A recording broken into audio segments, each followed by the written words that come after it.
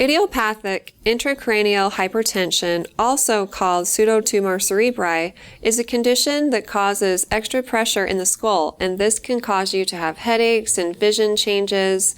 And so if you've noticed any of these things, it's best to talk with your doctor, and after asking you more specific questions, they can decide if further investigation or treatment is necessary. Usually they'll do a CT scan or an MRI, ask you more questions about what you've been experiencing, do an eye exam to rule out other complications that could possibly be causing vision changes, and then based on their findings, go from there. If the ending diagnosis is pseudotumor cerebri, then the doctor might recommend medications to decrease the pressure in your head, and it all goes back to the amount of cerebral spinal fluid you have flowing in your head.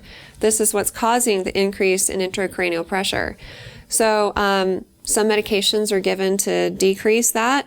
Other medications are given to prevent headaches and manage the pain. Now, in your situation, you mentioned that you're pregnant, so you're wondering what you can take and what you can do for it. And the medications that are normally recommended may or may not be safe for pregnancy. So I recommend talking with your OB provider about the headaches you've been having.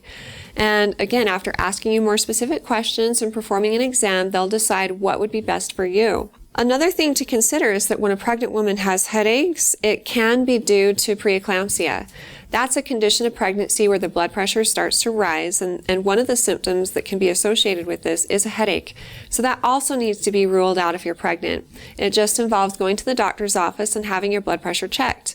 And if it's elevated, then the doctor will likely recommend blood tests, urine tests, and more extensive monitoring of you and the baby to decide what's really going on. And then based on those findings, sometimes we can manage the pregnancy by putting the woman on bed rest and by using medications. Sometimes we need to deliver the baby, because if the cause is pregnancy, the cure is delivery.